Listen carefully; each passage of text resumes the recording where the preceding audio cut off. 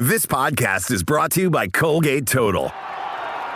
We take oral health as seriously as you take sports. That's why Colgate Total Active Prevention uses advanced technology to help prevent oral health problems like cavities and gingivitis before they start. It's clinically proven to provide 24-hour antibacterial protection with twice daily brushing after 4 weeks of use. So get a winning routine and prevent oral health problems before they start. Shop Colgate Total Active Prevention at a retailer near you.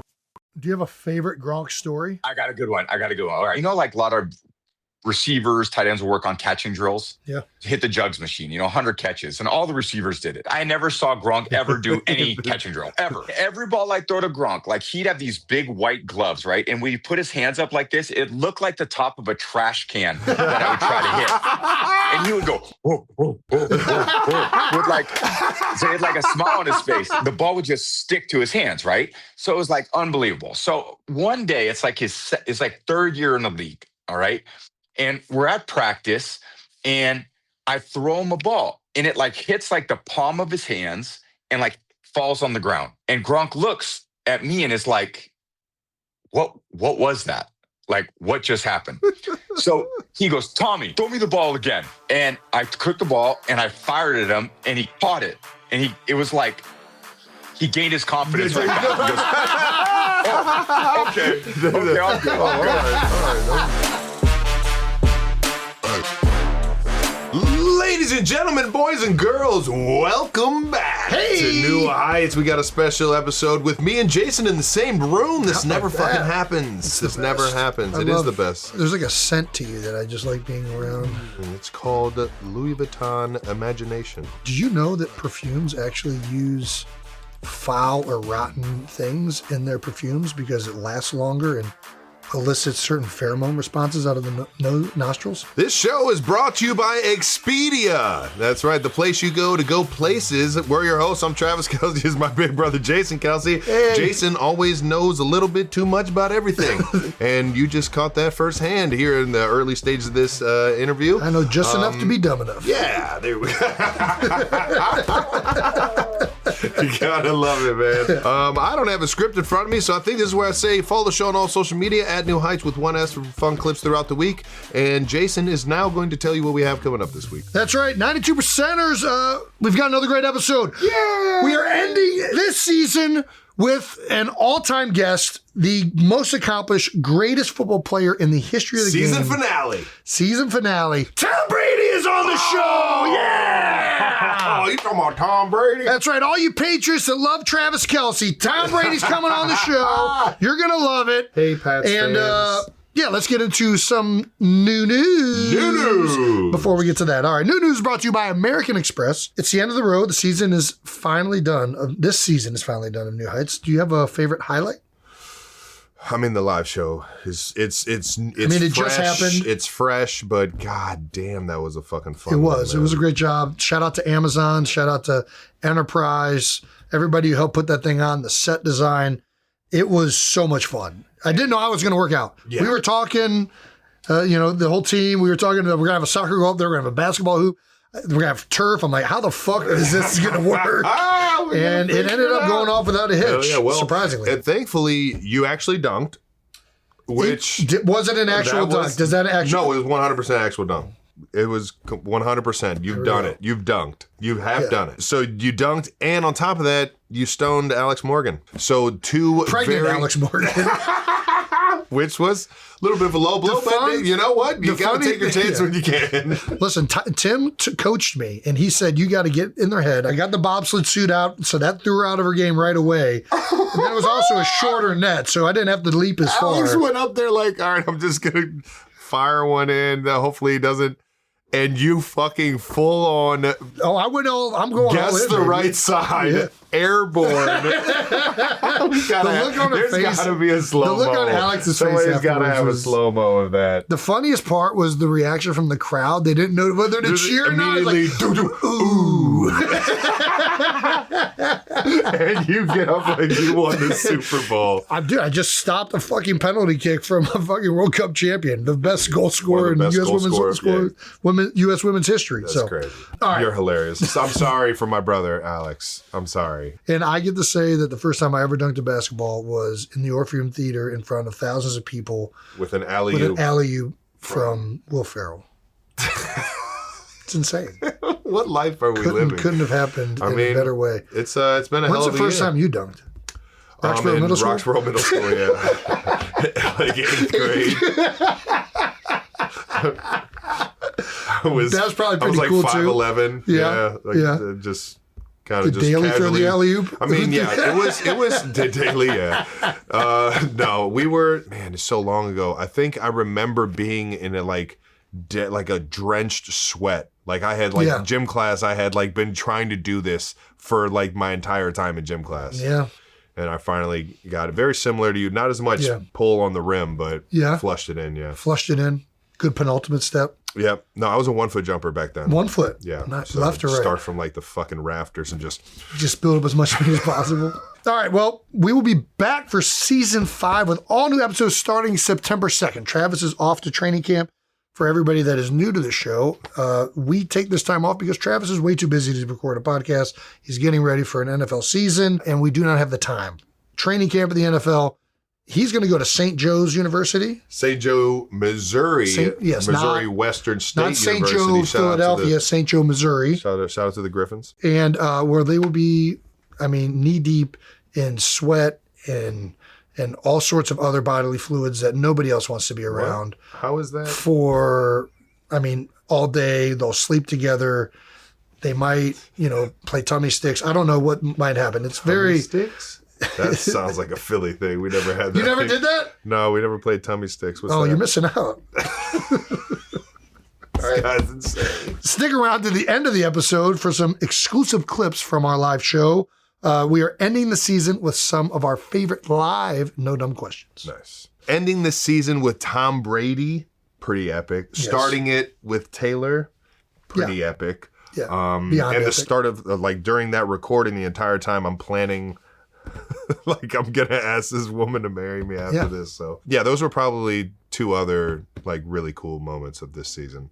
Yeah. Obviously, the beginning of it with Taylor is one I'll remember forever. So, well, it's by far our most viewed episode of all time. Yeah, it was pretty fun. Yeah, it was incredible.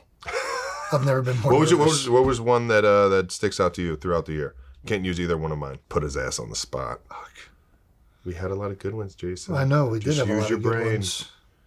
Use your brain. What would what is going to be even comparable to the 2 that you just named? I don't know. We did a lot of actors. DiCaprio's kind of nuts. Dude, but I can't George Clooney. I don't know. George Clooney, Affleck.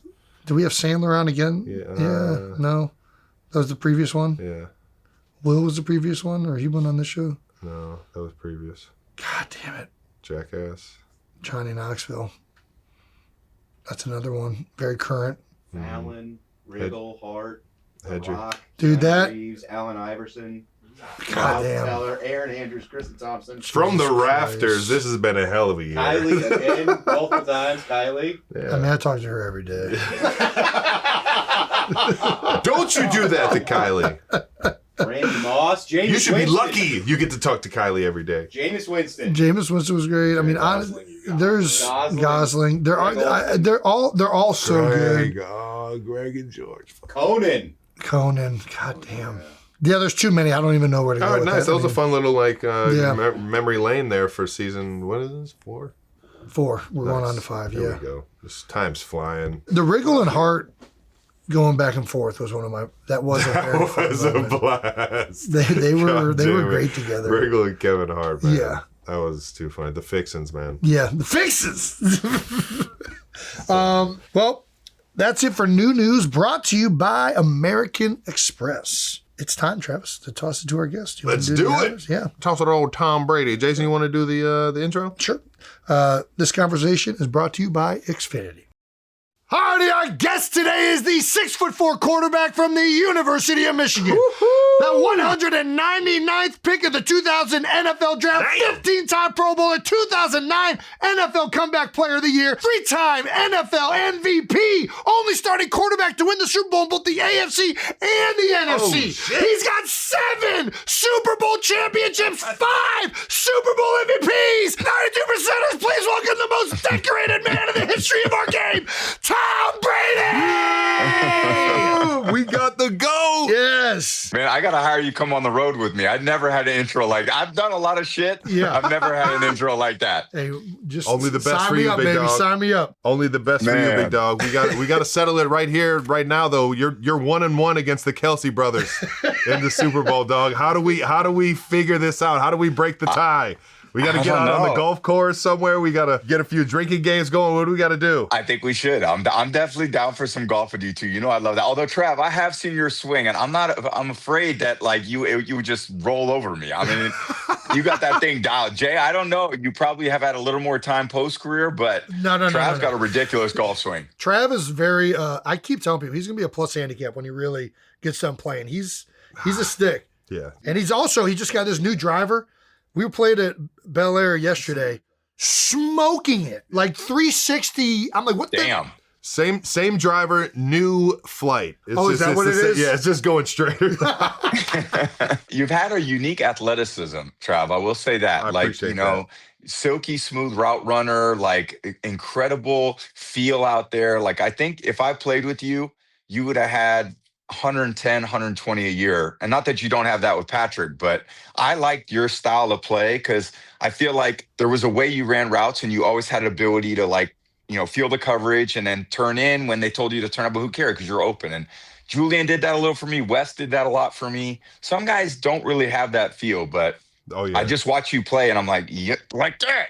Just like that. I appreciate that, big guy. And I definitely took a lot of like notes from Jules and Edelman and even Gronk watching you guys were unbelievable at being on the same page. Yeah. And you could just tell you guys were in sync, and the guys that were running the routes were that even if they made a decision that wasn't, so-called in the playbook, essentially, it felt like everybody was always friendly and making it definitive enough for you. And, but hey, I appreciate that, big dog. He's more of he's the kind of guy that I feel like Jason had the same in his own way, like the center style of play, his own unique way of getting the job done. And Jay, you probably weren't the biggest guy, but you always played with great leverage. Always communication was probably on point.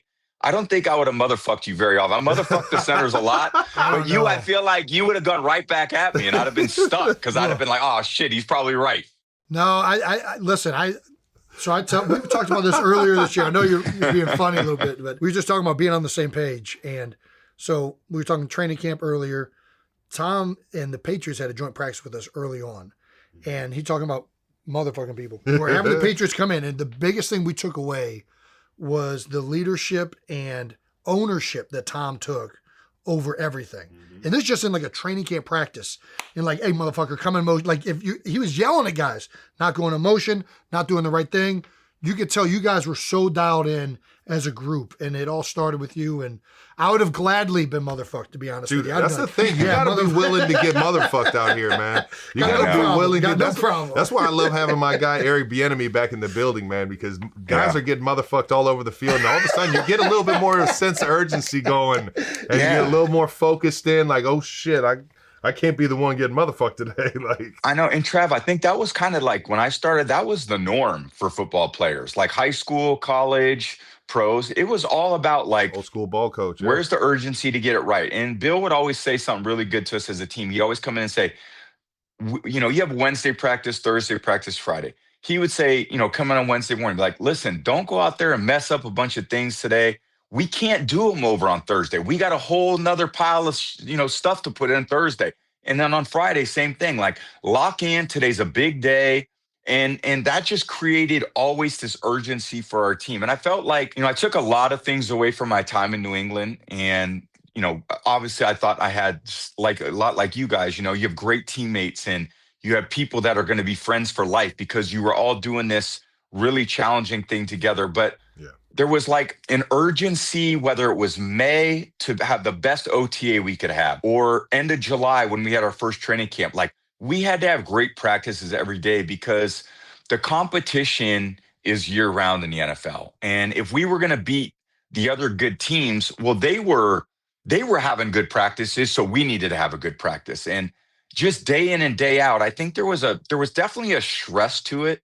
There was an intensity, a stress to practice. Like I can't go out there and just, suck today at practice because I set the tone for the whole team. So I developed like this competitive urgency within myself. And you can feel that certainly all those years in, Jay, when we would come and practice against you guys. But I was locked in and I just felt like if I did that, well, then the other guys had to do it. And if they had to do it, then the coaches had to do it. And then it just kind of volleyed off one another. And, we didn't win them all, but, we were competitive probably in most, in almost all the games I played. And I think it was for those reasons. Hell yeah. Being able to challenge that fucking inner competitor every fucking day and about every single detail.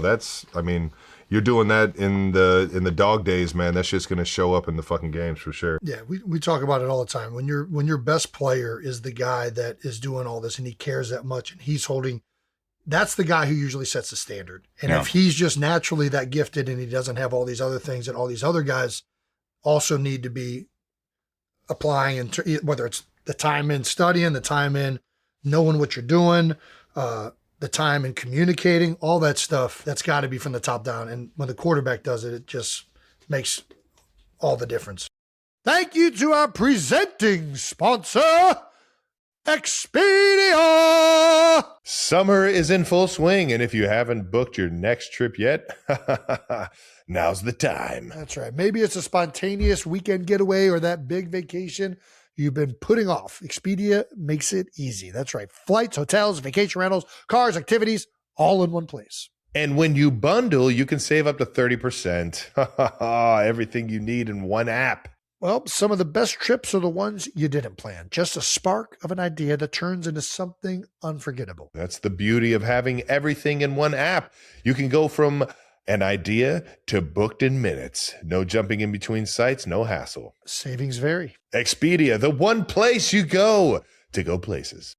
Thank you to our partner, American Express. Doesn't matter what you've got planned, a good summer should feel like a breath of fresh air. Oh, 100%. This time of year is all about finding new places to visit, cities to explore, and rooms to sleep a little later in. With vacation season in full swing, we know good travel and finding great stays should feel simple. That's why you reach for the American Express Platinum Card. That's right. Card members get access to the largest curated global hotel program as compared to other credit card programs with special benefits as of July 2025. Ultimate comfort wherever you're headed? That's what I'm talking about. With premium travel benefits and award-winning service, there's nothing like Platinum. Terms apply. Learn more at go.amex/withplatinum. Thank you to our partner, Xfinity. If you're a soccer fan, summer means one thing: the game is on. And when the game is on, it's time to host, whether it's in your living room or out on the patio. That's where Xfinity comes in. Their fiber-powered gig Wi-Fi is so reliable, you can literally host the world at your place and not miss a single moment. Not a single moment. We're talking low lag, zero stress, just pure, uninterrupted action from kickoff to the final whistle. Get Xfinity gig Wi-Fi to stream and host a beautiful game all summer long. Every match, every highlight, every dramatic penalty shootout. Plus, now you can lock your price for 5 years. Guaranteed. So, get your crew together, fire up the big screen, and let Xfinity handle the Wi-Fi. Head to xfinity.com/soccer to learn more. Restrictions apply. Speeds vary. Use of fiber coaxial cable. We gonna get Mendoza out there motherfucking some guys or what? Hey! I know. I think it's in him. I think it's hell yeah, man. mother frickin' him or Yeah, whatever. motherfucking. There we go.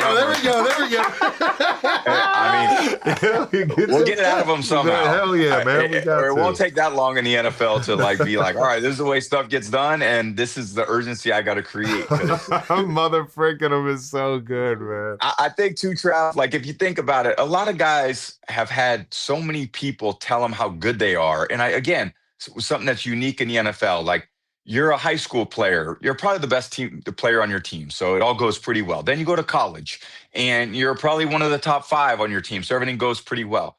But you finally get to the pros. You got an agent that tells you how good you are all the time. Mm-hmm. You have a significant other that tells you how good you are. You have a mom that tells you how good you are. You have a dad. So in the end, who really tells you the truth? Yeah. And who tells you where you need to get better? And that's the role of the head coach. Like, he has to be the one that says, I don't give a shit what, the blog says or the daily writer. I care about what I think, because it's my vision for the team. And again, I was blessed to have Coach Belichick, who I believe is the greatest head coach of all time. I think Andy's like that to a degree. Same. I know he's a different style, but there's part of it that position, like, you can't be like, hey, man, let's go out there and have a great day. Like, we're going to have so much fun. And like, if something goes wrong and it's like, oh, don't worry, we'll fix it tomorrow. Mm-hmm. And like, everyone leaves every day feeling like they were great and they did great. But the reality is they're not really prepared for what's coming on Sunday, because NFL football is hard. Yeah. And to beat the Chiefs or to beat the Eagles in the Super Bowl is hard. You better, if you play one of the best teams in the league, and in this instance, like I played both you guys in Super Bowl, you better play every play great to give yourself a chance. If you play 20% of those plays poorly, you're not going to win. Yeah. And why waste all the time through April, through May, through June? There's a big commitment to make that everybody sacrifices if you're not going to go out there to try to beat the best teams. Right. You can play pretty average against the teams that don't really have a chance. But the teams that are really great, the 6 or 8 every year that have a chance, you better have an urgency to beat those teams, because that's the real competition in the NFL. Oh, yeah. God, Tom's getting me fired up. I told you, dude. I told you. It's something about it. I mean, you talk about maximize your opportunity. I mean, you had the greatest statistical performance ever by a quarterback in the Super Bowl when you played us. Nick Foles caught some type of magical thing. Yeah. I don't really know what was happening with Nicky that day, but he was on fire. But what was that like? Having it still goes down as my favorite football game ever to be in. Like, seriously, that game was insane to be in that stadium and watch you guys duke it out, man. Yeah. Yeah. I mean, I feel like it's when you win the Super Bowl, you guys played better than we did that day. So there's never any. May the best team win. I always kind of say that, like, who you rooting for? May the best team win. I don't know. You guys were the best team that day. It was really hard for us because we did play good on offense, but defensively, we just couldn't figure out a way. You guys kept making big plays. The running back makes this great catch in the end zone. And, right. I think it was Alshon. Was Alshon? He caught the touchdown pass. Catches, and we Ertz caught a touchdown pass. He had a couple 4th down conversions. Yeah. Yeah. You were just always one step ahead of us the whole day. And we finally caught you in the 4th quarter on a touchdown throw to Gronk. Yep. And then you guys got that 4th down. Yes. And then went down and scored. And I was like, we finally caught up, and it took us all day to catch up. And in the NFL, when you're behind, you do feel like you're unsettled. You never feel in control if you're behind in a game. Right. In that game, we were basically behind the entire day. So even on the bench, and even though we were moving the ball well, I still felt like we were not in control of the game. And then all of a sudden, we finally got the lead. And then you guys went right down the field, scored, and then Brandon Graham made a great rush on Shaq and strip sacked me, and that was it. I mean, you talk about feeling uneasy, being behind. We were ahead, and I was uneasy because I saw you on the other sideline. And I'm like, if there's one guy that's good playing from behind, this is the guy. So, what do you think about your career? I don't know that there's anybody. I mean, Pat is certainly up there in the 2-minute plays, but what do you think made you so good in those situations? First of all, I had great teammates that played great in those situations, and we worked on it. We practiced, we walked through, and there's always something nice about 2-minute. In some ways, it gives the quarterback a lot of rhythm to play in when things are going well, when you're in a good rhythm in 2-minute, because it's not like they can run a lot of variety of defenses. And I was all about preparation. So I felt like if I could get you into a 2-minute situation and I could get you to play defense and I could get you the clock running and you would have to signal, and I would be like, all right, I'm going to snap it before they're ready and let's hit some completions. And again, I just push our guys to constantly, I was going to find the open receiver because I could read coverages really well. And I was always going to try to throw to the soft spot of the defense. I mean, my biggest weakness was my lack of mobility and my lack of ability to scramble and make a play. And in many ways, that turned into the best thing that I did, which was force me to over prepare to read defenses and to throw to open guys. Like I didn't have the option to like pull it down and run. So I had to make sure we had guys open before the ball was snapped. So I was constantly looking at the coverage. I was constantly seeing the defensive scheme and then trying to, get our guys in the best position. And I would throw it. Gronk would catch it. I would throw it. Jules would catch it. I would throw it. Danny would catch it. I would throw it. List goes on. I mean, I played with so many great players, but it was really a great unit. And, that was some of the best part of football was just 2-minute drives. And it was a chance for you to go out and be like, all right, game's on the line, man. This is what we do in the schoolyard, but game's on the line. Let's see what we got. Well, in that game, the BG sacks, but even after that, you guys got the ball back. And up until that ball fell on the ground, that last Hail Mary attempt, I'm still like, dude, Tom could still find a way to get this done. Like, and I still, I'm not even believing it was over then. But let's get to some of the good stuff. 7-time Super Bowl champion. Yeah. Oldest Super Bowl champion, I believe. Is that correct? Oldest starting quarterback Super Bowl champion. No, I saw it firsthand. Do you have a favorite one? What is your favorite? Yeah, do you got a favorite one out of all of them? I don't want to sound arrogant because that's not.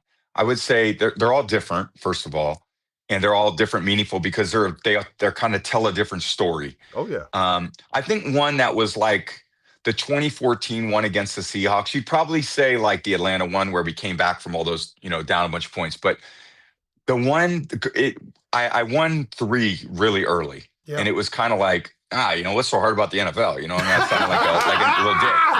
I mean, no idea. I mean, it was like I went to Michigan. We were good in Michigan, and I won 2 bowl games. And then I got to the pros. My first year, we won the Super Bowl. And then, my next year we didn't. And then we won 2 back-to-back. So I was kind of like, this is what you're supposed to do. You're supposed to start the season, work hard, and then win. That's okay, big deal. Nice. But then we lost in 2007 to the Giants. Then we lost in 2011 to the Giants. And then we played Seattle in the 2014. So we'd gone 10 years, and I had 3 times we won it. Then I had 2 where we lost it. Yeah. And then I was like, man. And then 2014 came, and we're going against the Legion of Boom, and we're down, I think, 10 in the fourth quarter, 10 in the fourth quarter. Right.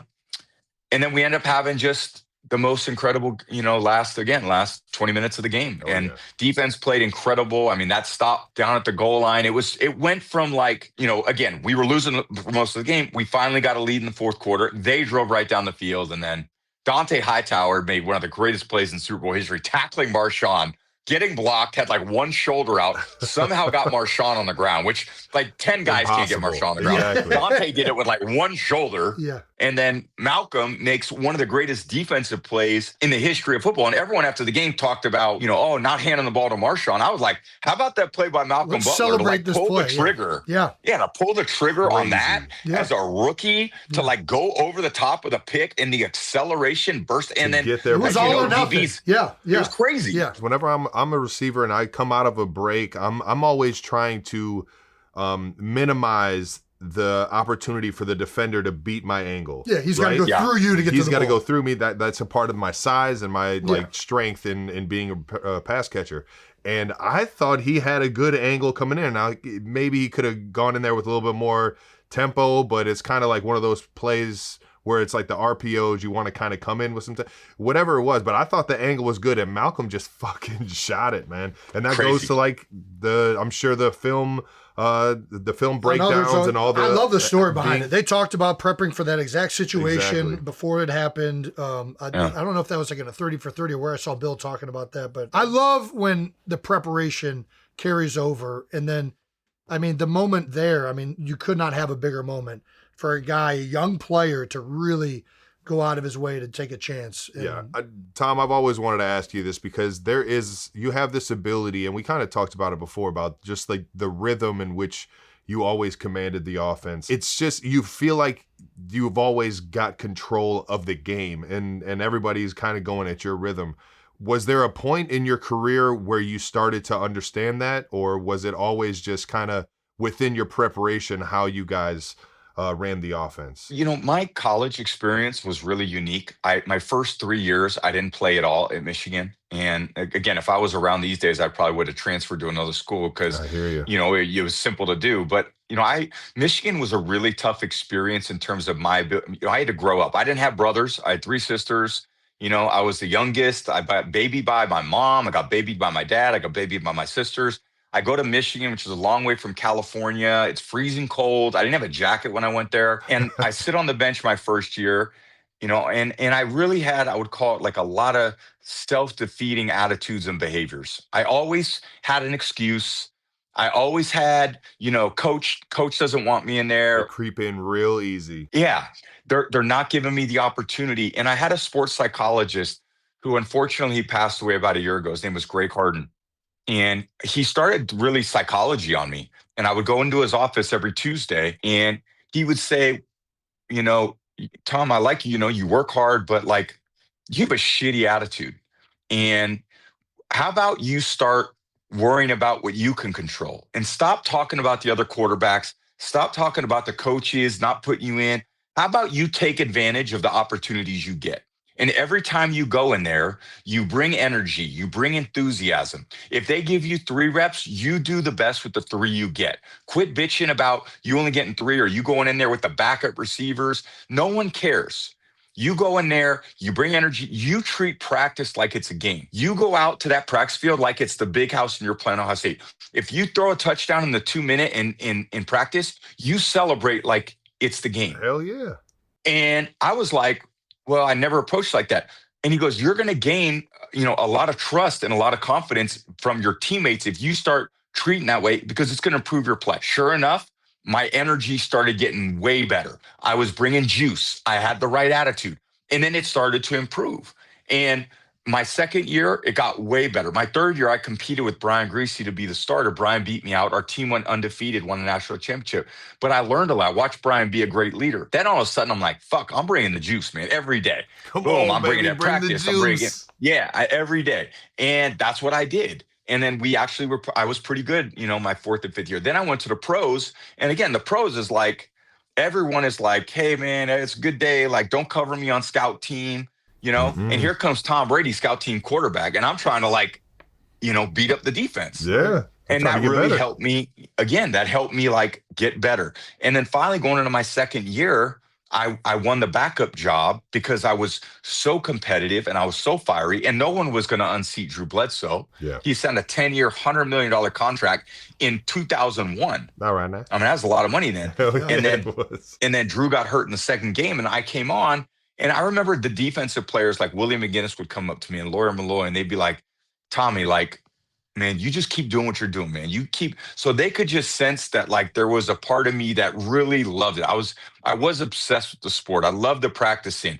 And then I loved the leadership part. And I really loved the preparation. Then I got really into the game. And Peyton Manning was the guy that I always looked up to, as a kind of a rival, because I thought he was the epitome of a field general. He got his team in the right play. And then I watch him, he's throwing for all these touchdowns every year. So it was like, if I could get the mental part right, I was getting good at the emotional, the competitive stamina, the leadership. And then my physical body started to catch up to me. Mm-hmm. And then it kind of all came together. And like, I would say 2003, I started to turn into like what I would become. Yeah. But it was a process. It was like, I would say it was definitely built by, a lot of people that supported me in the journey. And then I was just really open to learning. I was curious about everything. And then I wanted to go out there and be my very best. And so it's just a progression of a lot of things, a lot of people, and then kind of putting it all to use. Hell yeah, that's awesome. I love that story from college, man.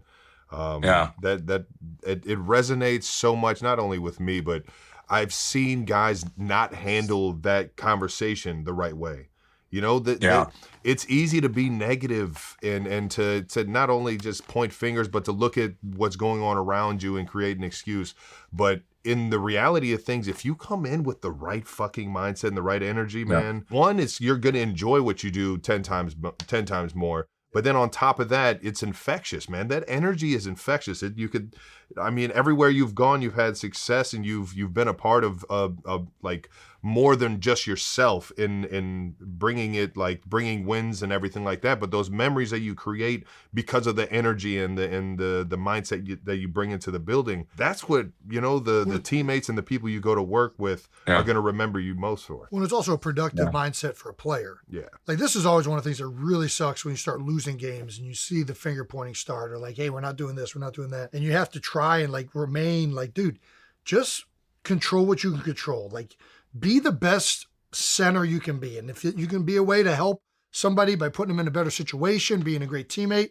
But dude, and do your job. I know that was like Bill's like main thing forever. Yeah, totally. But like when you're thinking about all these reasons that are outside of your control, what the fuck good is that doing anybody? Totally. It doesn't. It's so pointless. It is so pointless. There was a great quote that, I saw that was like every brick in the road that you put down is an opportunity for you to travel that road to be successful. But every brick you put in a wall is just an excuse that blocks your opportunity to get to where you want to get to go. I love that. And I think you create excuses and they're very built in. And again, think about how we're living these days, like with these guys that come in, that everybody, their agents, their mom, dad, their sisters, their brothers, they're willing. Okay, you lose a game and losing sucks. It feels horrible for all of us. And it's amazing to have the support from people to come in and go, hey, man, it's not your fault. It was the defense's fault. Right. Yeah. Not your fault. It was the coach's fault. Not your fault. It was the ref's fault. Not your fault. And the reality is maybe that helps for like 5 seconds. Yeah. But in the end, it doesn't change any of the outcomes. And I always feel like if you really want to grow up, just take it all on yourself. Just say, no, it's my fault. I got to do better. Yeah. I got to do better. I got to, I heard Wemby talk the other day after the game, and he said, and they had a great finals. It was, it was a tough game. Yeah. Fucking Knicks were on fire. They won however many, 15 to 16 playoff games. Were 13 or 14. Keep going. Insane. And then, there was a part of Wemby said, we dominated every game. And I'm like, it's not the point. Yeah. I want to just, and I love Wemby. Don't get me wrong. I love he's gonna him. be great, he is the most mature. He's going to have a tremendous career. But it's also I always think when I see people talk, how would I answer that question? Mm-hmm. And the reality for everybody is they were better than we were. Yeah. And we got to do a better job. That's simple. Right. That's actually very motivating. Yeah. They were better. We need to do better. Great. Yes. That's what it takes to win a championship. We were better. You guys were better than us, Jason, when we played you. Trav, we had a better day than you. It actually doesn't mean we were a better team. We had a better day. But it sparks a fire if you have the right approach. That game, I took the same approach in my mind. It doesn't matter what the team did. What could I have done better that day to be more accountable, to light a fire in my team, to create a better whatever it was on the sideline. You know what I mean? It's you immediately have to look at yourself in the mirror and aggressively attack yourself. You know, and it'll make you feel better knowing that you dissected and you've done even more to better yourself, to be more prepared, to be more accountable. You'll feel better about the next opportunity. Yeah. And even as it translates, and for both you guys, Jay, you retired, Travis, at some point you will, but all that does translate into other parts of your life beyond. Yeah, I know. I'm never doing it. Keep going, baby. Keep going to the last moment, literally to the last moment. But I've been around great entrepreneurs as well, and I would say that attitude where they put everything back on themselves makes them very successful in business too. Yeah. So people who I've seen, and very fortunate again to be around some amazing businessmen, and I see the way they approach that way, and they're I got to do better. I got to motivate him more. I got to do this. I got to get on the floor. I got to understand that better. I got to make that decision. And I would sit there going, oh my, that sounds like the crazy part that I was. Right. But that's actually the only way it works. Yep. It's the only way that businesses work. It's the only way relationships work. It's the only way football teams work. It's the only way hockey teams work. It's everyone work hard, have humility, have self-awareness, know you could do better. Believe me, football, how many games have you guys walked out of and go, well, I was perfect today.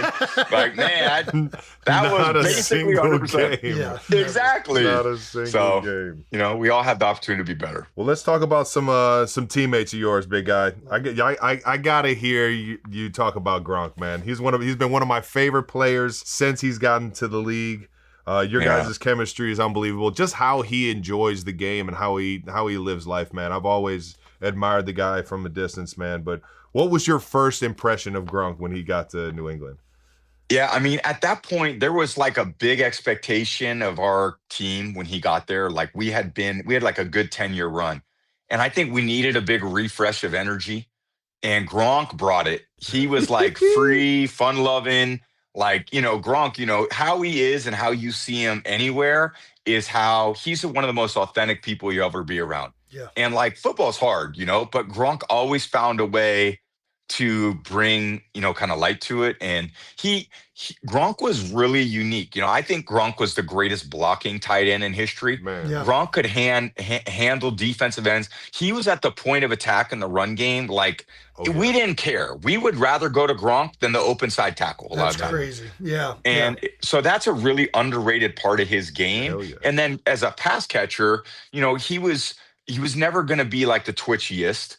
So, but his straight line, when he would run seam routes or, middle reads or flag routes, he was off the chart. So there was just part of his game that was, it was very natural for him. He was really a natural athlete. And I think our environment kind of kept him really serious, which I think that's probably a good thing for him in the end. Because I think if he was on another team where the coach let him get away with a lot of stuff, Gronk maybe would have veered a little that way. But I think our team kind of made him, a little more confined, and he still had a great time. But man, I think he really more motherfucks in New England than other Oh my places, God. I'm sure.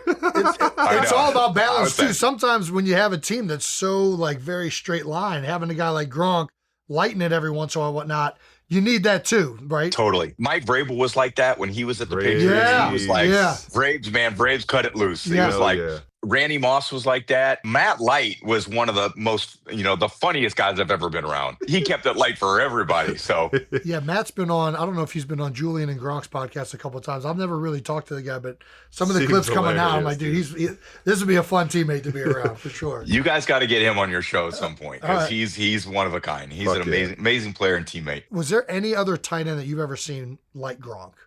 Is he like a one of one because of One of his one. ability? And to your credit, like Connor Barron, who I played with in Philly and in college, he said the same thing years ago about Gronk. Like, he's like, dude, like normally we go up against a tight end, we're salivating. Like we have like whether he's going to be in pass pro or the run game, you do not get blocked by the tight end. And Gronk was the one guy where he's like, He's the anomaly. this guy is manhandling DNs. And a lot of times too, like you would think that like he loved blocking. And I think because he didn't want to go out and run a lot of routes. He would be so tired. And he's like, hey, just keep me in and run behind me. Like, I like that. And he'd be like just bodying people. Oh, yeah. And then he'd be totally cool with that. But he was pretty unique. Like, I really, early in my career, I had Dan Graham, who was a really good run blocker. Ben Watson, I had Kyle Brady in 2007. And then we had a little stretch. Ben was still there in 2009. And Ben was really strong and really athletic, but just wasn't at the point of attack as good as Gronk.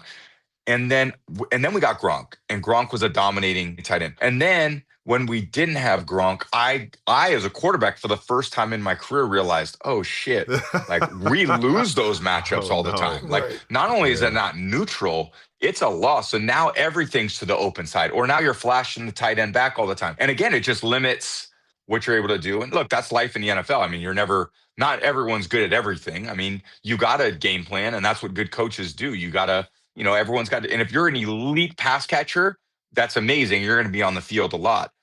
Sometimes if you're really good at run blocking and a really good pass catcher, you could be a great player. Oh, Yes. Well, he was the jack of all trades, and he was a dream piece for any offensive coordinator, both in the run game and pass game. He had a little bit of like a skip to my Lou, and he played with his tempo in his routes. Yeah. Like a lot of his like deep crosses, or a lot of his in-breaking routes, or if he had a soft coverage on it, he would play with his tempo, and it made him feel faster in his routes. Then I learned so much from just watching him just run like deep crosses or deep cross, like basic routes, or even out routes and stuff like that. But there's only so much you can do when you watch Gronk in terms of like trying to incorporate it into your game, because the guy just had such a gift and like a feel for the run game that it's one of a kind, man. And his ability to get the inside hands, he has long arms. Man. He's always been strong as an ox. Yeah. And just the physicality to get into a bar fight every single play it's one of a kind, man. Do you have a favorite Gronk story? I know you. Yeah, too many. I do. It's kind of probably hard to limit it to one, but Let's go. What we got? I got a good one. All right. So Gronk is he's okay. I love Gronk. Gronk didn't ever work. Like a lot of receivers, tight ends will work on catching drills. Yeah. So like, afterwards hit the jugs machine, 100 catches, and all the receivers did it. Julian would come at like 6 a.m. and throw tennis balls off the wall and do one-hand drills. I never saw Gronk ever do any catching drill, ever. And I would throw the ball, and every ball I'd throw to Gronk, like he'd have these big white gloves, right? And when he put his hands up like this, it looked like the top of a trash can that I would try to hit. And he would run across the field, and he would go, whoa, whoa, whoa, whoa, whoa, with like, so he had like a smile on his face. And I throw it, and the ball would just stick to his hands, right? Oh, yeah. So it was like unbelievable. So one day, it's like his third year in the league, all right? And we're at practice, and I throw him a ball, and it like hits like the palm of his hands and like falls on the ground. And Gronk looks at me and is like, what was that? Like, what just happened? So he goes, Tommy, throw me the ball again. And I took the ball and I fired at him, and he caught it. And it was like he gained his confidence right back. He goes, okay, I'm good. All right. And by the way, for the rest of the career, I never saw him do a catch and drill. There you go. So it was like there was his a drill right there. a 5-second loss of confidence in a receiver's career, and it was like I'll never forget it. He was just like so lovable, and you're like, "Come here, man! You're awesome. Unbelievable." The laughing while he's running full speed is the most Gronk thing I've ever like felt. Absolutely, like, he's just having fun going fast. Like you know what I mean? It's like wee. I know. What a dude, man. He sure was. Thank you to our partner, Enterprise. The final match of soccer's biggest tournament is fast approaching, with corner kicks being taken and Enterprise giving away cars on every corner kick goal. And there's still time to win one yourself. The moment a corner kick is called, post on X, hashtag on every corner, hashtag sweepstakes at Enterprise.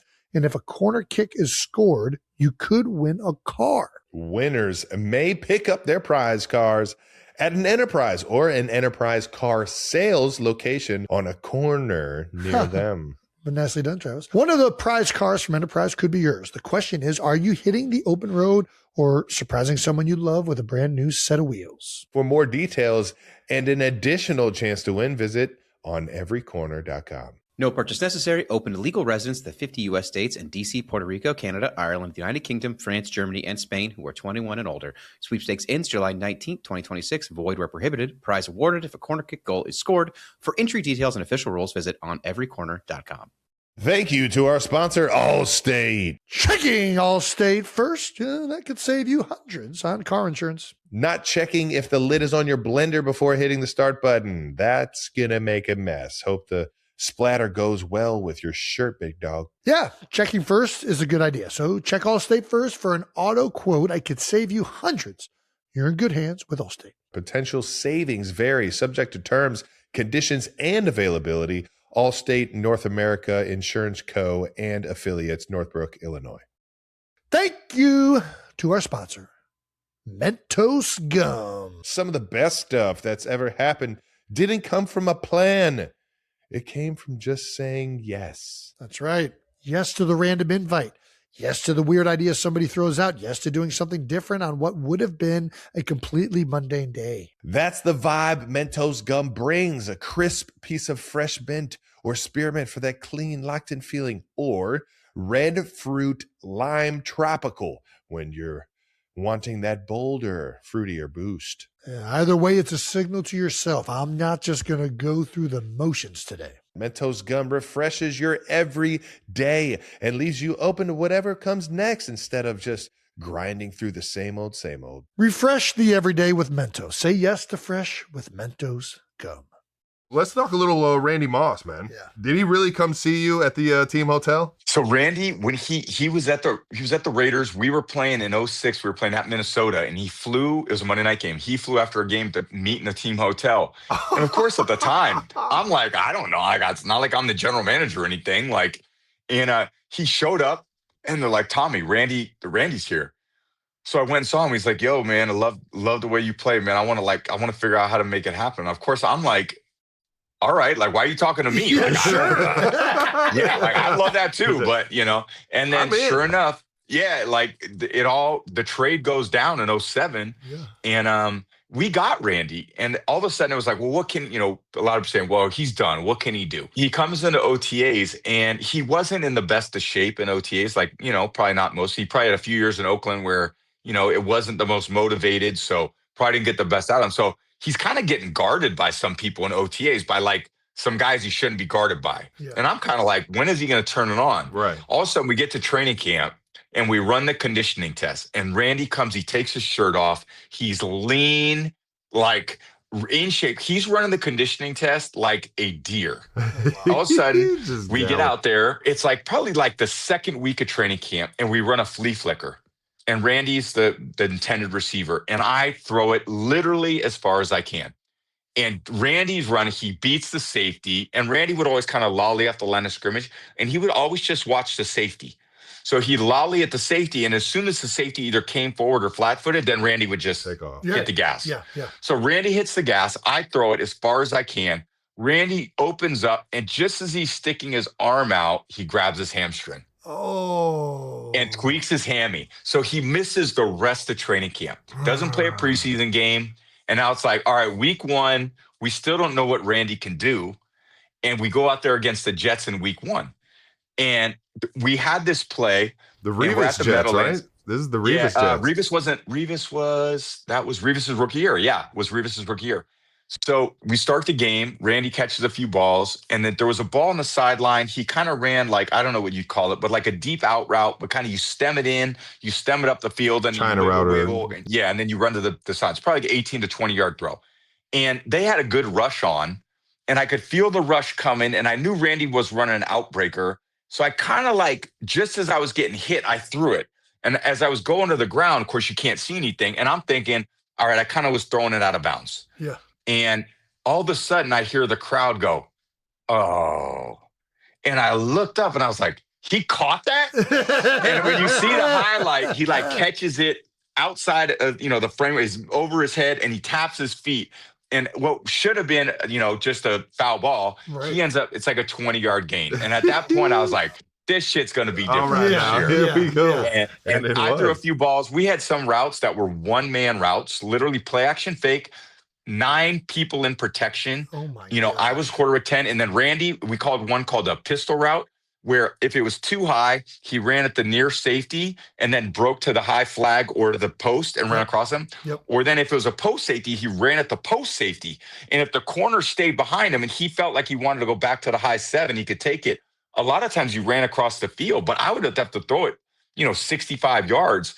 And it was like, thing out. You got to make a decision. Oh Randy. my God! How do you know where he's going to go? You don't. Yeah. You don't. And Yeah. he would just turn on the gas. And the great part about having a really fast receiver is when you see your receiver running fast, and like I would say for the most part, NFL DBs are faster than receivers in general. Right. I'm not saying always, but you can't be a slow DB in the NFL. Right. Yeah. Just slow DBs. You could be a receiver that's not that fast and still be productive. Right. You can't be a slow DB. All those guys run 4.3, high 4.3, low 4.2s, low 4.4. Sorry.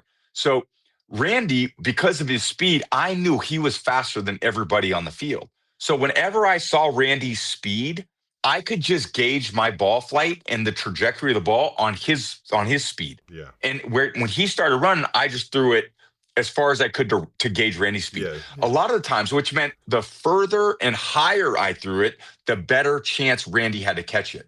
For most receivers, the higher you throw it and the further, the more the DB has a chance to catch up. Yeah, you're bringing up what I like. What really stands out with Randy is that tracking of the ball when it's in the air, right? Like that ability to like turn it into like another gear.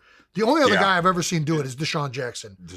Like those are the only two that I can think of where when that ball is up there and hanging, they just separate.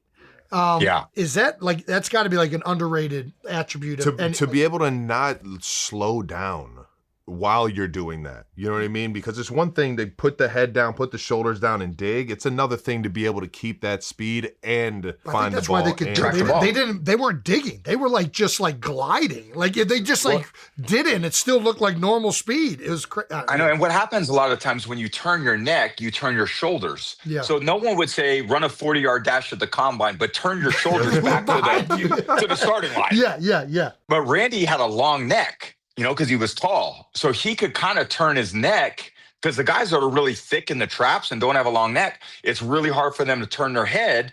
When you turn your head, you typically slow down. That's why Jason's golf swing's so tight. Stop it. Such a unique skill set. Crazy. It really is, man.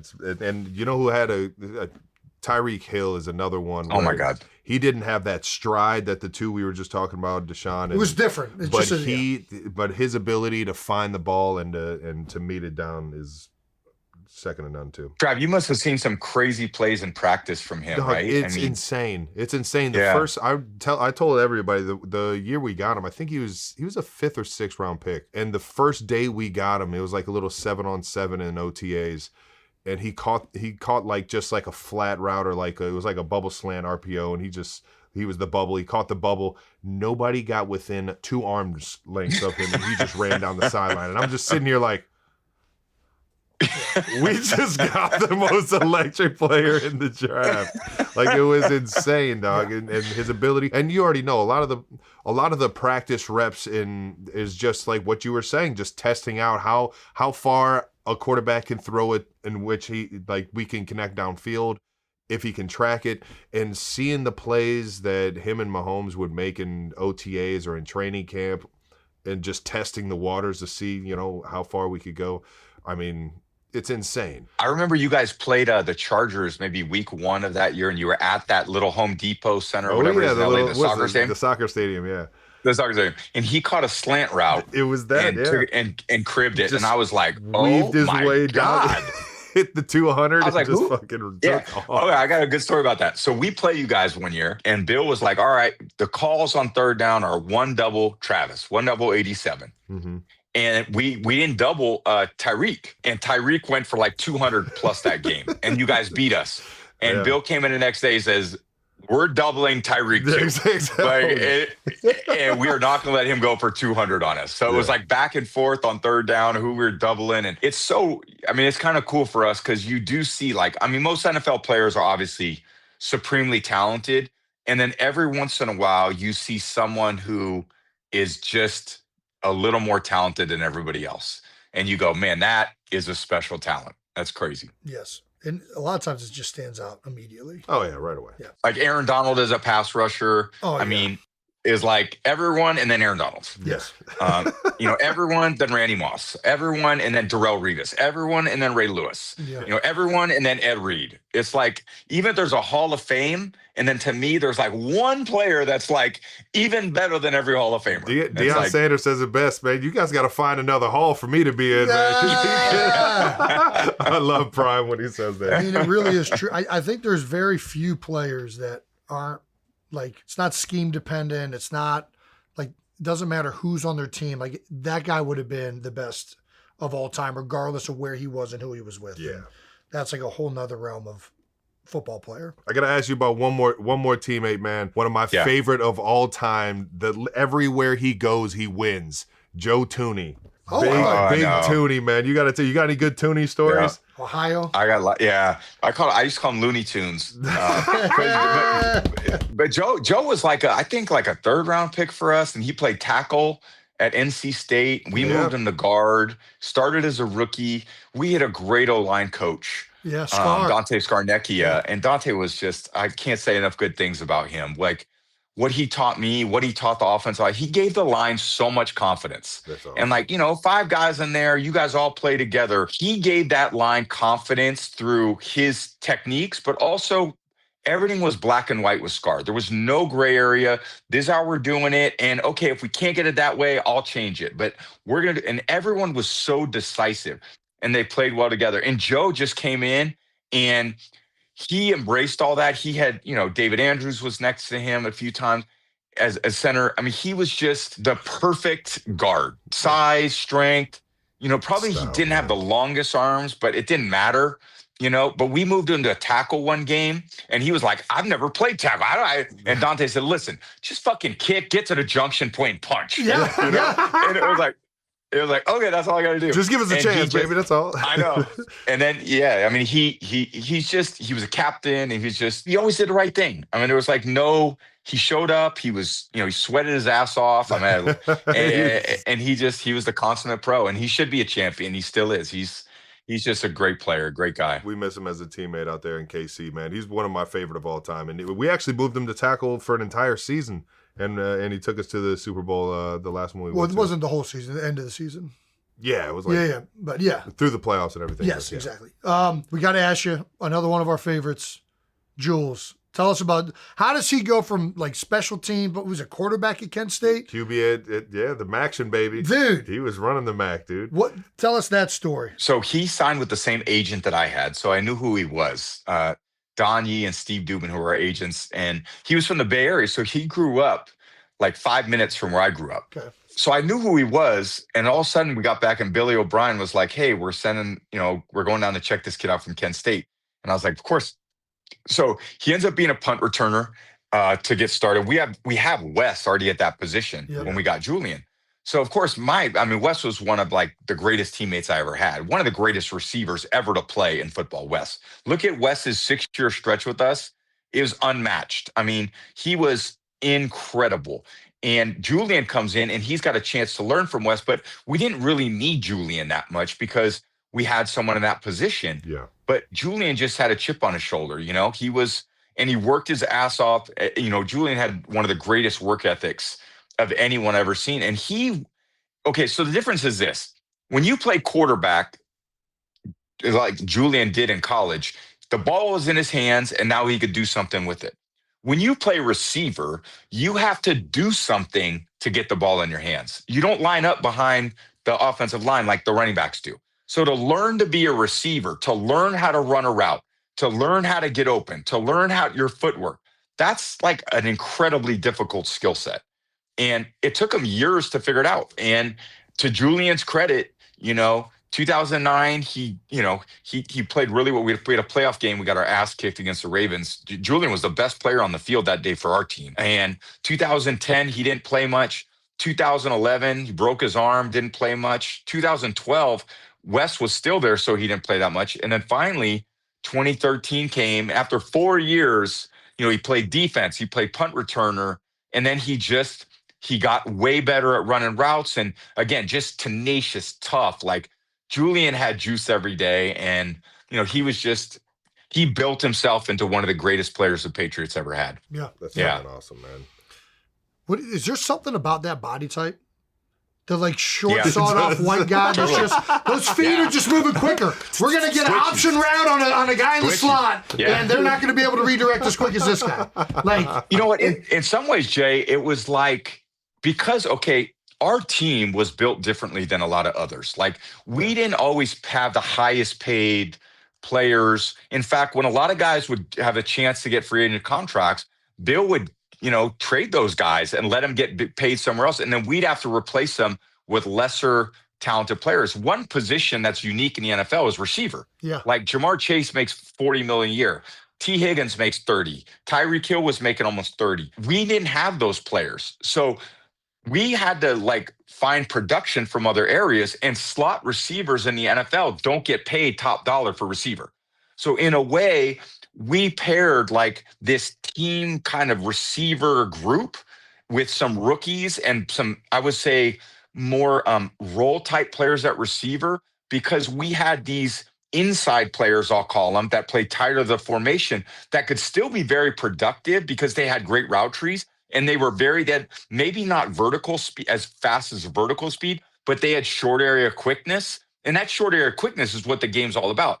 I would argue, would you rather be fast or have great short area quickness? I'd rather have short area quickness. Yeah. Football is a game of quickness, not speed. Timing. We can be on the same time and get shit done more with that short area quickness and getting that showing color and getting open over the middle of the field, especially for the tight ends and the inside receivers. But And Trav, you're 6'5", 250, 255, and you have twitchiness. Yeah. You had size, length, you did have speed, and you did have, they couldn't arm tackle you, and you had twitchiness. Your footwork is more like a slot receiver than is a tight end. Right. So there's a reason why you got open, a lot like Antonio Gates always did. Man, I was just your gonna game say, was probably a lot like him. 100%. Another Mac guy, doggone Kent State. Kent State's getting a lot of love, man. All right. we're running out of time. We got to get to this last section. Yeah, we don't want to. We got to ask. We're going to start off back in March. You also became part of the J.P. Morgan Chase Athletic Council. Can you tell us more about this? Yeah, I got asked to be on a council with J.P. Morgan to try to influence and educate athletes to make better financial decisions. And, a lot of us grow up and look, we're good athletes and, we try our best in school, but a lot of us are a little bit underdeveloped when it comes to managing our money, making good decisions, creating budgets. And it was put together. Jalen Brunson's there, Asia Wilson, Dwayne Wade are just a few of the people involved. Nice. Megan Rapinoe.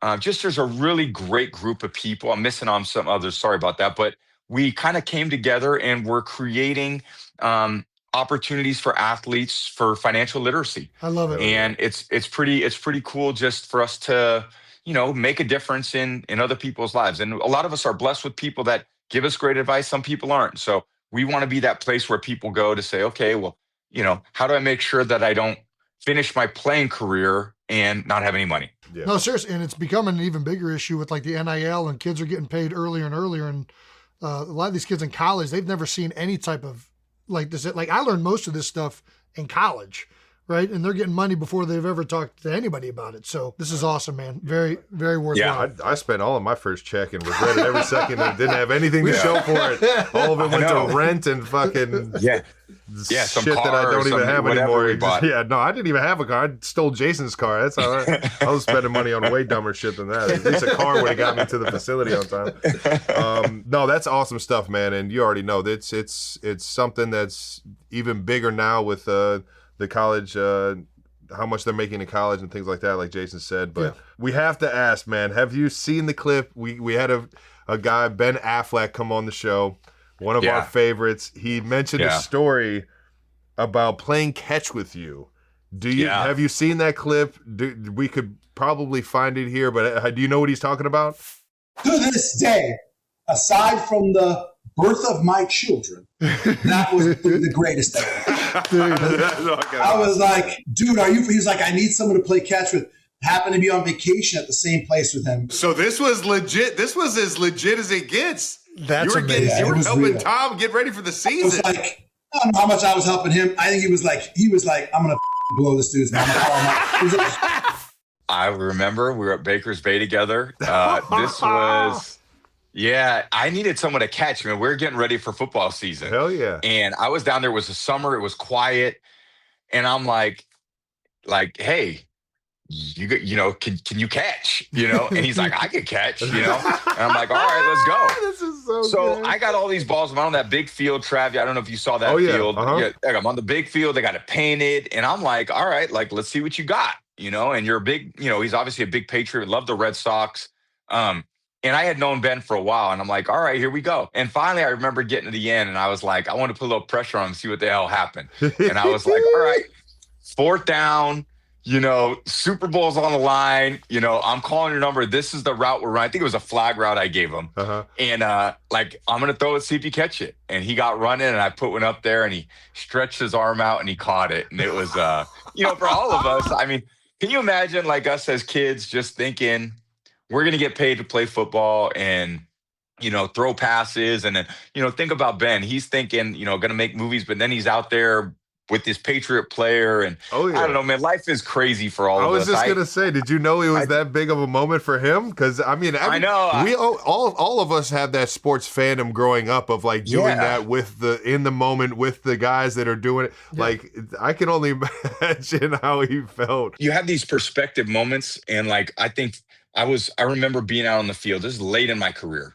And I would have, they do like those charity galas and they give away like throwing sessions. Oh, yeah. And that once they give out like, all right, come catch passes with Gronk, and Gronk's going to run around and he's going to teach you the art of receiving. And the guy paid like $200,000. I'll pay for an hour and do that. It was great. Donate the money to charity. And then I'm sitting there like, they pay me to throw balls to Gronk. You know what I mean? And to throw balls to Julian and to throw balls to they pay me for that. Never forget, you're getting balls from Patrick Mahomes. People dream. And he's throwing balls to Travis Kelce. Let's never forget that type of perspective, because when we were Never. kids, we didn't ever have that, growing up. Like Right. it was our dream to do this. And now they're paying you to do it. And they're paying you to do it with other people who are, the best in the world at what they do. So I just Living think that's the dream, baby. Yeah, I'm right exactly. there with Just you. great perspective to keep. I'd be remiss if we get out of this interview without bringing up the old ball coach. We haven't talked about Bill one time yet. Yeah. I see so many things, and this started happening while you guys were still in the league. Like, is it Bill? Is it Tom? Like, who is responsible for the greatest era of success in the history of the NFL? How do you react to those kind of, clickbaity arguments, as well as, like, what do you think of Bill and what he meant for your success? First of all, I think he's the greatest coach that, ever, greatest head coach in terms of preparing a team to win. There was nobody better. My privilege to play for him as his quarterback. There's no coach I'd rather choose. And I think it's like it's just a dumb analogy. It's like, what's more important, the left tackle or the center? Like, I don't know. Well, left tackle. We can be honest about that one. Left tackle. I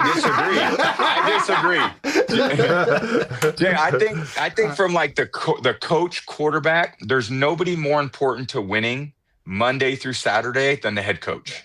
Especially in football. And there's nobody more important on Sunday than the quarterback. Now, everybody's important. The person who washes the clothes is important. The person who drives the bus is important. The quarterback just has an outsized kind of ability to help the team win because he touches the ball so much. Yes. But I need everybody to do their job. But if you have bad quarterback play, it doesn't matter what else you do, you're not going to win. Yeah. And if you have bad coaching, it doesn't matter how well the players are doing, you're going to lose. So the tactics from the coach and the accountability, and I think the head coach is the chief accountability officer of a team too. The tactics are extremely important. Trav, you could run great route into the wrong coverage and not get the ball. Oh, yeah. You have an OC that draws up bad plays because he can't beat coverages. It doesn't matter what now you'll ad lib and you'll be like, no, I'm not running out. I was right there with you. Exactly. I was like, we're going to make it happen. No, baby, come on now. You're never going to be really covered. They might have you covered on paper, but always give you an outlet. You're definitely going to find some color to throw the ball to. Yeah. So I just think that question is like, they're all important. And there's no way I could have been the player I was without him. And I think we pushed each other to get the best out of each other. And I think he's incredible. Anyone who played underneath him would say the same thing. Hall of Famer, should have been first ballot, man. It's crazy. Yeah. One of the most respected ever to fucking do it, man. I got to ask you, you got one of my former teammates recently in New England. All right. I know now you're a Raider, but you're kind of always a Patriot. Yeah. What is the key? Who knows what happened with the relationship with Jalen and AJ? That's kind of between them. But for you as a quarterback, how do you manage receivers and their happiness and being involved in the offense and all of that stuff? Like, what is that from your role? It's very difficult. And I think that's the only position on offense that requires a lot of extra energy and attention because the running backs are going to touch the ball. The line, they're going to be engaged in every play. The tight ends, run or pass, you're going to be engaged in every play. It's the receivers who stand, 25 yards from the ball, just talking smack with the DB the whole time, trying to figure out, all right, I ran my ass off and didn't get the ball. And how do I stay locked in and committed to the team when I don't touch the ball? And it's a hard thing. Like they're working hard to get the ball and they don't get it. So they get frustrated so easy. And I almost think like when I see these NFL off seasons, I swear to God, I think now like, this is just deja vu. I've been seeing the same shit since 2000 when I came into the league. This guy this guy gets in trouble. He's arrested. This guy gets cut. This guy gets traded. This guy's unhappy at receiver. You know what I mean? It's like it's like Real Housewives of the NFL, and it's like it's the same script, and it's like over. And we just that position. It's like I almost want to like the psychology of receiver. I almost want to say like. You're going to catch 110 balls this year, okay? You're 17 games. You're a great receiver. You're going to catch 110 balls.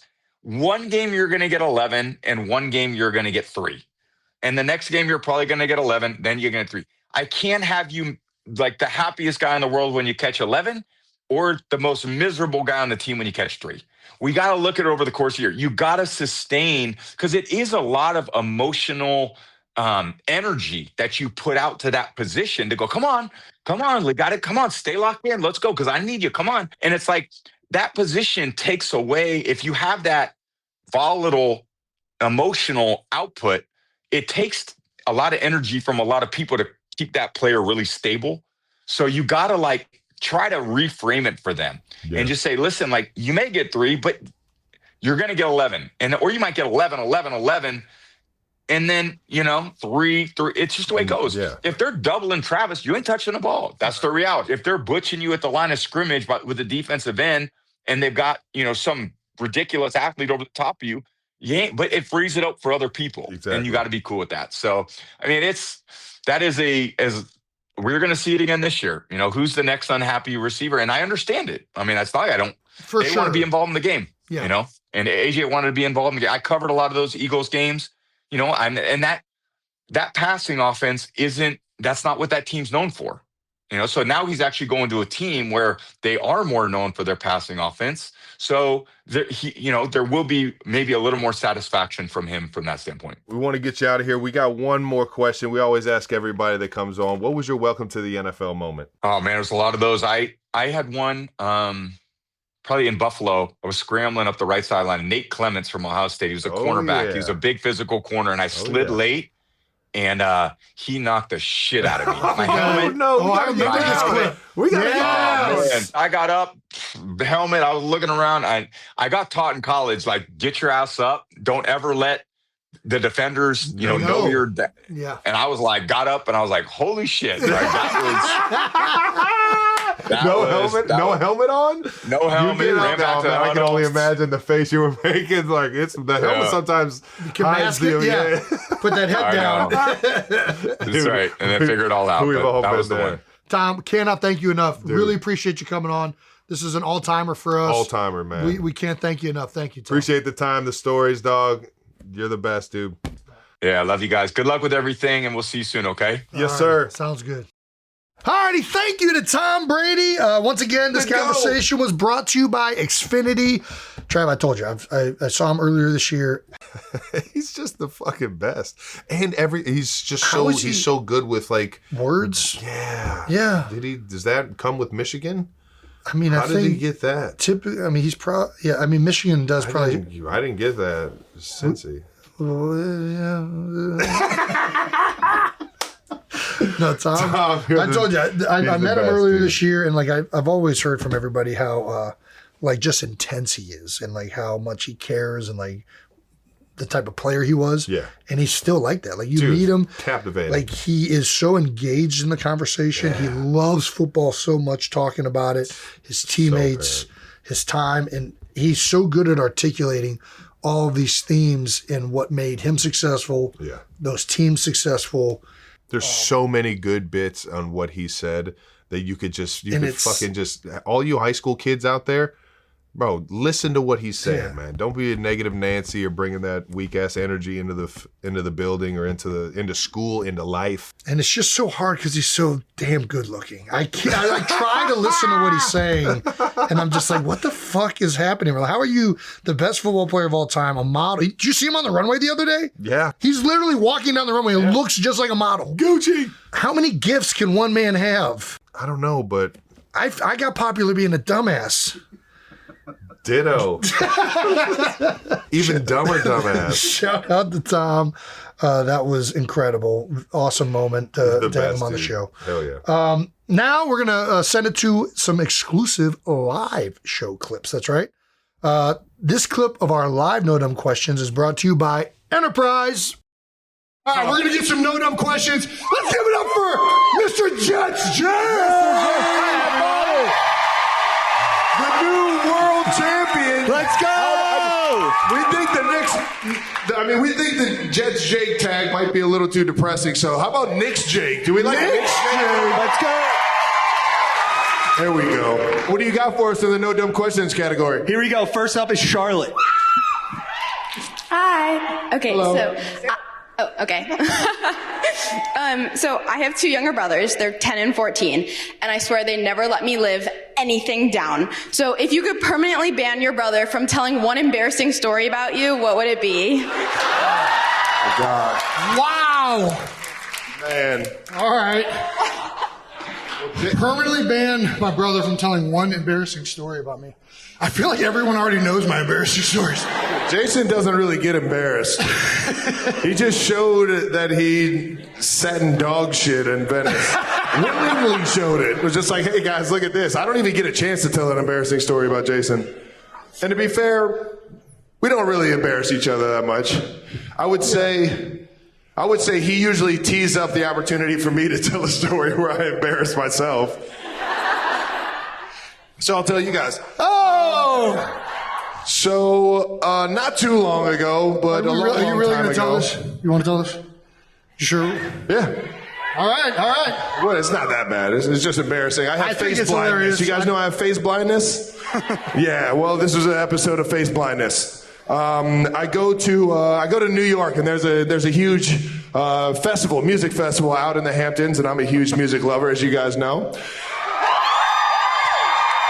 I go with a bunch of guys from New York in the money world, so it's like a connection in like finances, and I'm thinking that I'm going to be around a bunch of guys in finances at this music festival. So I get up there and I immediately start having beverages. It's kind of the thing, the Kelce way of going about things, and I get shit-faced. Don't even really know who's performing at the concert. I'm just kind of up there like, hey, you got any more tequila? And a guy comes up and says, dude, Buffett's here. He wants to meet you. I'm like, oh shit, that's big money. I'm like, I am way too hammered to say hello to this guy and start talking finances. I gotta go ahead and get it together, get a water. Where's the water? So I get a water, I go over to meet Buffett, I would shake his hand, and man, we have the best conversation I've ever had in my life. The man is literally smiling from ear to ear. I'm thinking I'm going to be rich here soon. He's going to invite me in on all of his investments. And he starts telling the story in high school when he picked up the guitar for the first time. And I was like, right to his face, no way! Warren Buffett played the guitar? And his face went from smiling ear to ear to not smiling at all. And then got tapped on the shoulder because he had to go sing Margaritaville. So I was his biggest cheerleader singing Margaritaville on the side. So I have an episode of Face Blindness at least once a month, and that was me mistaking Jimmy Buffett, the late great, unbelievable Jimmy Buffett, for thinking Warren Buffett was going to be at a music festival in the Hamptons. That's probably the most embarrassing story I have for you guys that Jason doesn't tell, but he loves to tee that one up for me. I love that story so much. Thank you very much. We have another question. Next up is Tara. Hi guys, my name's Tara. I am from Vegas, but I'm very fine of Las Vegas. Oh yes, I'm a kindergarten teacher in Vegas, but you teaching them how to play blackjack or no? You know what? Gotta start young. So anyways, I'm from Vegas, but I'm originally from Wickliffe, Ohio. Oh, the Wickliffe, Ohio. I love it. Right down the street. Well, yes, I used to live directly next door to Aunt Judy. Oh my God. Shut your trap. You know Aunt Judy? Swear to God. The festival right behind the apartment? I went to Our Lady of Mount Carmel School. How about right it? Next door. She's not lying. What years is it? It's legit. What? What years is this? Did you see us come through that neighborhood? Yeah, my mom tells me stories about your dad would bring you guys over and to Aunt Judy's and Randy's. And, that's right. Yep, so... This is down memory lane. I appreciate you guys all appreciating this connection. I know, right? Like, we are bonding. Awesome. We are bonding. Is there a question? Right, yes. So see it, no. I just wanted to know, do you remember back in the day going to Aunt Judy's and visiting and possibly two little girls that lived next door that you hung out with? Because we did. Oh, man. Come on. No pressure. Who's Aunt Judy? Your Aunt Judy, yes. My mom's name was Donna, too. Or is Donna. Sorry, she did not. But yeah, my mom's name is... Sorry, Mom. But my mom's name is Donna as well. No, I'm trying to remember the other girls, seriously. Do you remember two little girls we would visit? So, yeah, I think there was a number of people in that block area that we knew. Very true. And there was a lot of kids. There's definitely, families in that neighborhood. Yes. Getting so, yes, I remember them vividly. Yes. So I am going to use this time to shout out Aunt Judy. We have one of the best aunts of all time. And uncles. Uncle Don. And Uncle Don. Uncle Don is here as well. We got some unbelievable aunts and uncles. And I will say this, going over to Aunt Judy's was one of the most exciting times every time because Aunt Judy spoiled the living shit out of us. Yeah, what we didn't get from our parents, Aunt Judy made sure to have as soon as we so much walked through the door. candy and toys. Oh, yeah. She taught me how to be a Funko. We couldn't wait to go to Aunt Judy's. And now I go over to Jason's house and hand out bubble gums like it's candy. Thank you so much. I got the bubble gun. And she was the only person I knew that would swear at my dad, and he would just take it. Yeah. We love it. Thank you. Right.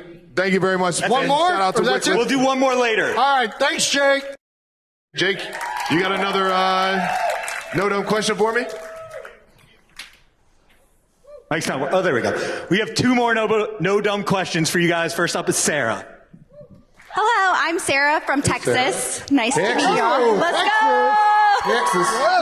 My question is, if you were followed around for 24 hours, what is the habit that would shock people the most? Oh, man. Mom? That would shock people the most.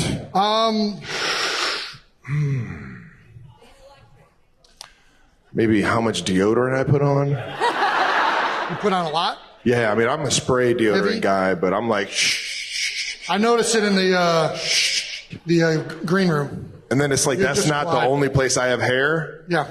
So then I'll go, shh. This all makes so much more sense. I'm kidding. Nobody does that, right? What is a disgusting habit for Jason? There's a lot. Everybody knows I don't use shampoo. Whoa, what?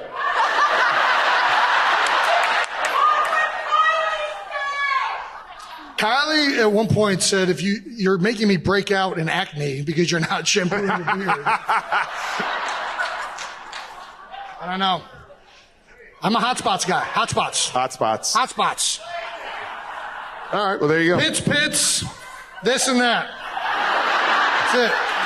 And this is no dumb questions, ladies and gentlemen. The questions that mean absolutely nothing, that you'll learn way too much about somebody than you could have ever imagined. You should go out and get our No Dumb Questions book. Did you guys know we were authors? Yeah. It's one of my most proud. There it is right there. I cannot read or write, but I got a book. What we got next? We have a no dumb question from a familiar face. This is Kason from Texas. Texas in the house. Kason, I think I know you. A little bit. So I got the Jets Jake pinup tattoo. For those of you there you go. Yeah, get that thing. Look at him. There we go. Oh. He looks so much happier in a Knicks hat. So my no dumb question was, I was wondering, since the Cowboys won the Chiefs Thanksgiving game. The fuck? Thank you. Look, thank you for the ticket. I appreciate it. Let the man ask his question. Let the man ask his question. They cheated and you know they did. Thank you for the tickets, but we had a bet, and if y'all won, I would get you on my other thigh. But I was thinking, since I didn't know that. since they won and I got the Jets Jake pinup tattoo, could I chug a beer with you guys? Oh no! Next question. The consequences: chugging beers. Lime or original? Lime. All right, these boys have been on ice. All right, I feel a little. I'm going to go air towards this way, Case, and I don't want this thing falling. There we go.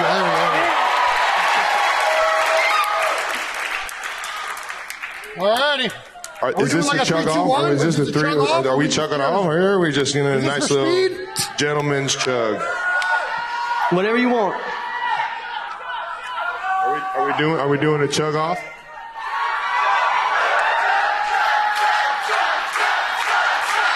What? All right, how are we doing this? Jake, you got a whistle or something? 3, 2, 1. 3, 2, 1. Are we on go? Are you going 3, 2, 1, go? 3, 2, 1, go. All right. Ready? 3, 2, 1, go.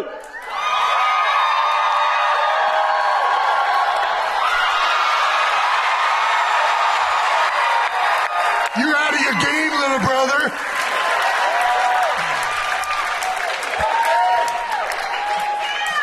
Was that as good as the pinup tattoo or no? That was great. I appreciate it, y'all. Cheers, Thank you brother. so much. Casey, you're the man, brother. Thank you, brother. Once again, shout out. Thank you for supporting and sponsoring the live show. Yes. Nothing parties like a rental. Once again, that clip of live No Dumb Questions was brought to you by Enterprise. And that wraps up another show and a season of New Heights. Thank you to all the 92%ers for tuning in. Thank you to our wonderful crew for putting this show on each and every week. It could not be possible without you guys. Thank you so much. Thank you to our wives and fiancés for allowing us to make fools of ourselves each and every week.